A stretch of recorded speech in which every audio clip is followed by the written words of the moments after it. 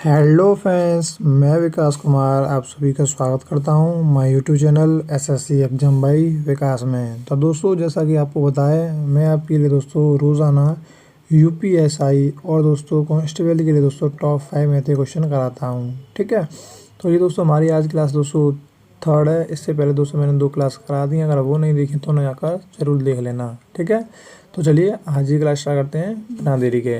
तो भाई जो हमारा पहला क्वेश्चन है वो देखिए, आपको स्क्रीन पर दिख रहा होगा। देखिए क्या कहना चाहता है पहला क्वेश्चन।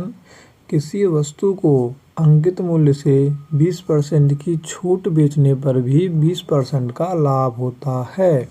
यदि उस वस्तु का अंकित मूल्य रुपये 1440 है तो उसका क्रय मूल्य क्या होगा, यानी कि कॉस्ट प्राइस क्या होगा।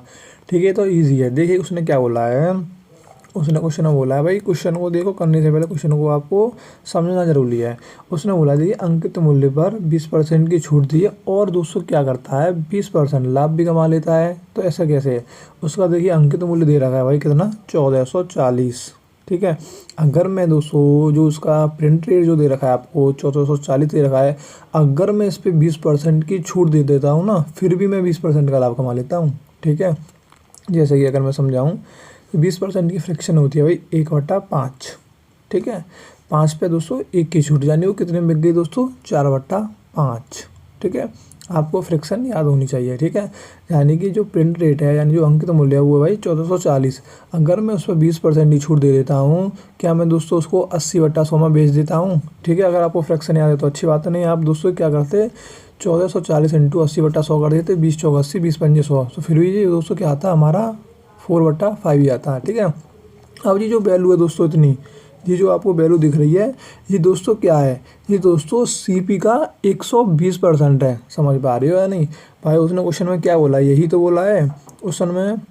उसने ये बोला है 20% की अगर मैं छूट दे दूँ ना, तो मैं फिर भी 20% का लाभ कमा लेता हूँ। तो मेरे कहने का मतलब है जी दोस्तों, जो वैल्यू आपको दिख रही है हमारे आगे ये वाली, ये दोस्तों क्या है जी, मतलब ये सीपी का 120% है। ठीक है, तो मैं कह सकता हूँ, यहाँ लिख के दूँगा, अगर 120% की जो वैल्यू है ये है दोस्तों 1440 इंटू 4/5। ठीक है, तो आप यहाँ से 100% की वैल्यू पूछना चाह रहा है, तो क्या हो जाएगा, यहाँ से कर लेते हैं 1440 इंटू 4/5 इंटू कितना हो जाएगा भाई 100/120। ठीक है, इतना बड़ा देखिए ये क्वेश्चन है नहीं है, मैं आपको वही समझाने की कोशिश कर रहा हूँ। ठीक है, अगर आपके समझ में आ जाए तो। ठीक है, तो यहाँ से अगर कैलकुलेट करेंगे 5 से कितने बार कट जाएगा भाई, 20 बार। ठीक है, और ये कितने कट जाएगा भाई, 20 सिक्के कितने होते हैं भाई, 20 सिक्के 120, और यहाँ से काट लेंगे फिर 2 दूनी 4, 2 तिया 6। अब ये जो 1440 है कितनी बार कट जाएगा देख लेते हैं। यहाँ से हो जाएगा भाई आपका 3 चौक 12, और यहाँ से बचाएंगे यहाँ से 48, यानी यहाँ से हो जाएंगे भाई आपका क्या बचा आपका, अब यहाँ से देखिए 0 चल रही है आपकी, ये हो जाएगा भाई 480 इंटू 2 इक्वल टू 48 दूनी 96, यानी कि 960। यानी जो सीपी रहा होगा दोस्तों वो रहा होगा आपका option number B correct answer. ठीक है, तो क्वेश्चन इजी था भाई, इतना देखिए, इतना क्वेश्चन बड़ा था नहीं, इतना आपको बड़ा लग रहा होगा, छोटा सा इतना सा क्वेश्चन था ये बस। ठीक है ना, तो चलिए नेक्स्ट क्वेश्चन देख लेते हैं। क्वेश्चन नंबर 2 देखिए, क्वेश्चन नंबर 2 इम्पोर्टेंट क्वेश्चन है। क्या कहने वाला है, किसी राशि पर 4 वर्ष में साधारण ब्याज रुपये 1440 और दर 12% वार्षिक है, तो मूलधन ज्ञात कीजिए। ठीक है, आपको देखिए क्वेश्चन को हल करने से पहले क्वेश्चन की लैंग्वेज समझना है। ठीक है, ये तो क्वेश्चन देखिए ज़्यादा इजी है। देखिए क्या है, दोबारा पढ़ लेते हैं। किसी राशि पर 4 वर्ष में साधारण ब्याज 1440 है और दर कितनी है, 12% है। तो आपसे पूछा भाई प्रिंसिपल, तो ईजी है। देखिए क्या होती है, जो आपको मैंने बता रखा है कितनी बार, जो हमारा सिंपल इंटरेस्ट होती है वो दोस्तों बहुत ईजी होती है। ठीक है ना, कंपाउंड इंटरेस्ट की अपेक्षा।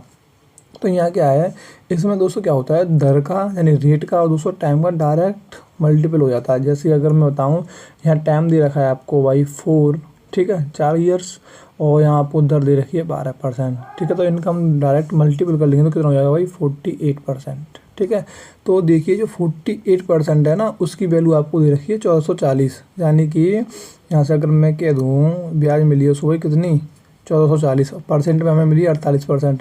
तो यहाँ से जो 48% की वैल्यू है वो है 1440। और देखिए कोई भी चीज़ अपने आप में 100% होती है, यानी प्रिंसिपल 100% होता है। 100% की वैल्यू यहाँ से हम नहीं निकाल सकते हैं, हम निकाल सकते हैं, बस इतना आप कर लीजिए। ठीक है। तो यहाँ कुछ भी कर लिए, क्रॉस मल्टीपल कर लिए, जैसे भी आपको आता हो। 1440 अपॉन में 100 इंटू 100 अपॉन में 48, बस। चलिए इसको कर लेते हैं, ठीक है। 12 से जैसे भी है भाई कैलकुलेशन अपने हिसाब से आप कैसे भी कर सकते हो। 12 चौक 48 और यहाँ से कितना है, तो 12 से ये कट जाएगा 12 120 बार, और 4 से इसको काट देने 30 बार, और यहाँ से हो जाएगा भाई आपको 3000, यानी ऑप्शन नंबर हमारा तीसरा सही है, ठीक है भाई। तो क्वेश्चन नंबर अगला दे लेते हैं क्या कहने वाला है। क्वेश्चन नंबर 3 जो भी है, देखिए, एक 725 मीटर लंबी रेलगाड़ी 48 सेकंड में 200 मीटर लंबी सुरंग को पार कर जाती है, रेलगाड़ी की चाल बताइए, ठीक है। देखिए मैं आपको बताऊं, अगर कोई भी ट्रेन है, ठीक है, किसी नुकीली चीज़ को पार कर रही है, नुकीली चीज़ का मतलब है किसी खंभे को पार कर रही है, ठीक है, या किसी व्यक्ति को पार कर रही है, तो दोस्तों वो अपनी खुद जानी स्वयं को पार करती है, यानी अपनी ट्रेन की लंबाई को भी पार करती है। बट दोस्तों किसी प्लेटफॉर्म को, किसी सुरंग को पार करती है, तो दोस्तों वो कितनी डिस्टेंस कवर करती है, मतलब अपनी डिस्टेंस को कवर करेगी, प्लस जो भी प्लेटफॉर्म है या कोई सुरंग है उसकी डिस्टेंस कवर करने वाली है। जैसे कि इस क्वेश्चन में आपको दिख रहा होगा, ये जो ट्रेन की जो लंबाई है वो 725 है, और जो सुरंग है वो 235 मीटर है। तो भाई ये टोटल 200 डिस्टेंस कितनी कवर करने वाली, इसको जोड़ लेंगे, 5 और 5 10, और जो यानी 6 यानी 960, ठीक है। तो जो डिस्टेंस कवर करेगी ट्रेन जी करेगी दोस्तों 960, ठीक है। और उसने कितने टाइम में करी है भाई, उसने करी है 48 सेकंड में, ठीक है। तो हम डिवाइड बाई कर देंगे भाई 48, भाई 4 बराबर क्या होती है, 4 बराबर होती है दूरी बटा समय, तो दूरी ऊपर हो गई नीचे समय हो गया। बट दोस्तों उसने, अगर आप ऑप्शन पर नज़र मारोगे तो उसने जो क्वेश्चन कन्वर्ट कर रखे हैं उसने कर रखे हैं किलोमीटर पर आवर में। तो हमें क्या करेंगे दोस्तों, मीटर प्रति सेकंड से अगर हमें किलोमीटर प्रति घंटा में जाना है तो हम 18/5 का गुणा कर देते हैं। अगर किलोमीटर प्रति घंटा में जाएंगे तो दोस्तों 5/18 गुणा कर देते हैं। तो यहाँ से इसकी कैलकुलेट कर लेते हैं। चलिए, तो 48 दूनी कितने हो जाएंगे 96, ठीक है। 5 चौक 20 और 18 इंटू 4 कितने हो जाएंगे भाई 72, ठीक है ना। 72 किलोमीटर प्रति घंटा, यानी ऑप्शन नंबर तीसरा हमारा सही आंसर है, ठीक है भाई। देख लेते हैं नेक्स्ट क्वेश्चन क्या कहने वाला है। देखिए इम्पोर्टेंट क्वेश्चन है ये भी। देखिए भाई, 7 क्रमागत संख्याओं के एक अनुक्रम पर विचार कीजिए। यदि पहली 5 संख्याओं का एवरेज Z है तो अंतिम 3 संख्या का औसत ज्ञात कीजिए, ठीक है। तो देखिए चलिए समझ लेते हैं। देखिए 7 क्रमागत संख्याएं, जैसे कि अगर मैं आपको समझाने की कोशिश करूँ, 1 2 3 4 5 6 7, ठीक है। तो मैंने देखिए आपको कई बार बताया है, अगर कोई भी नंबर्स अगर विशेष क्रम में लिखे हुए हैं, ठीक है, कोई भी नंबर्स अगर विशेष क्रम में लिखे हैं तो उनका जो एवरेज होता है वो हमेशा दोस्तों क्या होता है, बीच की संख्या होता है। यानी विशेष क्रम का क्या मतलब है दोस्तों, यानी कि समान अंतर हो। इनमें देखिए समान अंतर है, चाहे इनमें 1 अंतर हो, चाहे 2 का अंतर हो, कितने का भी अंतर हो, ठीक है। तो इसने क्या बोला है क्वेश्चन में, जो 7 संख्याएँ ना, ठीक है, 7 क्रमागत संख्याओं का अनुक्रम पर विचार कीजिए, ठीक है। पहली जो 5 संख्याओं का एवरेज है वो है Z है। तो इसमें अगर मैं पहली 5 पूछूँ तो आप बता सकते हो पहली 5 कितने हो जाएंगे भाई, ये है। इसका जो एवरेज बोला है उसने क्या बोला है, Z है, ठीक है ना, Z बोला है। तो मैं कह सकता हूँ इन 5 संख्याओं का जो एवरेज होगा भाई क्या हो जाएगा, वो हो जाएगा Z, ठीक है। यानी Z की वैल्यू 3 हो गई, ठीक है ना, समझ पा रही हो या नहीं।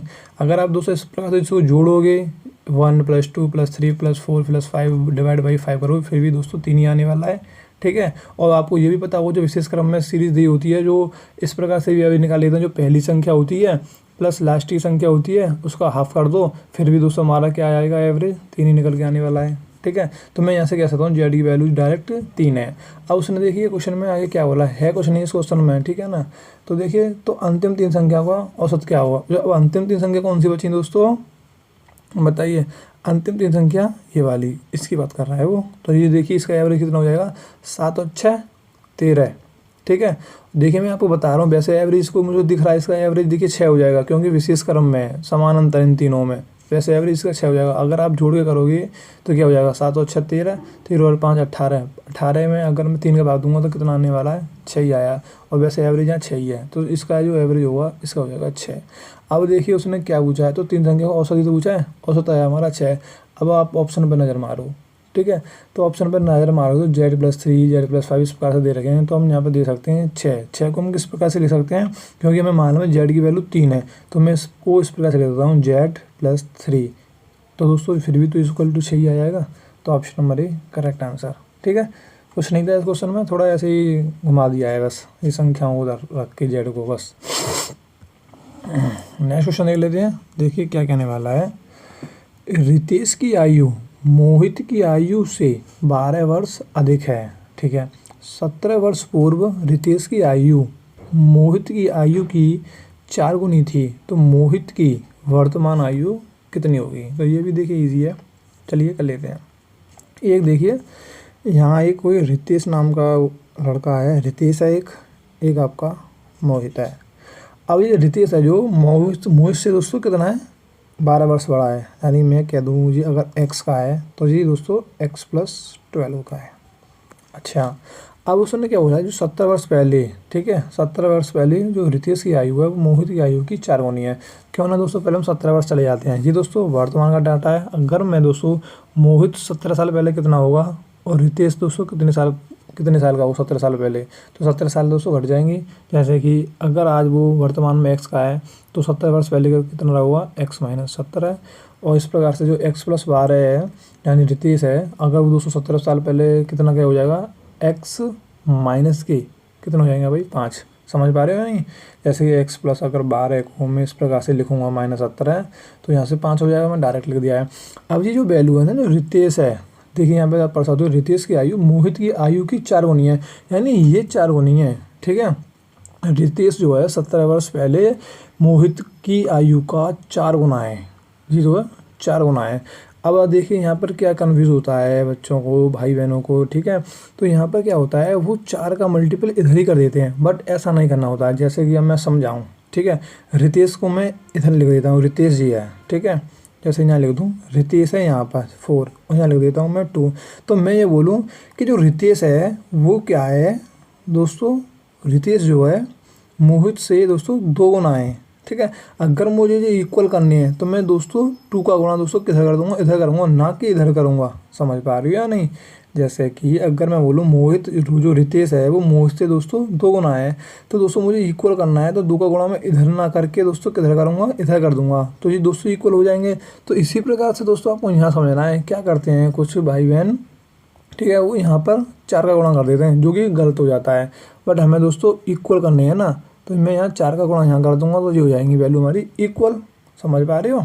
तो बस आपको ये कैलकुलेशन करनी है, क्या हो जाएगा हमारा x-5 इक्वल टू यहाँ से हो जाएंगे 4x-68, यहाँ से हो जाएंगे हमारे भाई 3x इक्वल टू यहाँ से कितने हो जाएंगे 63, यानी x की वैल्यू आ गई हमारी भाई 21, यानी x की वैल्यू निकल के आई है दोस्तों, वो निकल के आई है किसकी, मोहित की, और वो भी दोस्तों वर्तमान है। अब जो भी पूछेगा वो बता देंगे मोहित की वर्तमान आयु, तो उसने वर्तमान ही पूछी, यानी option number D correct answer.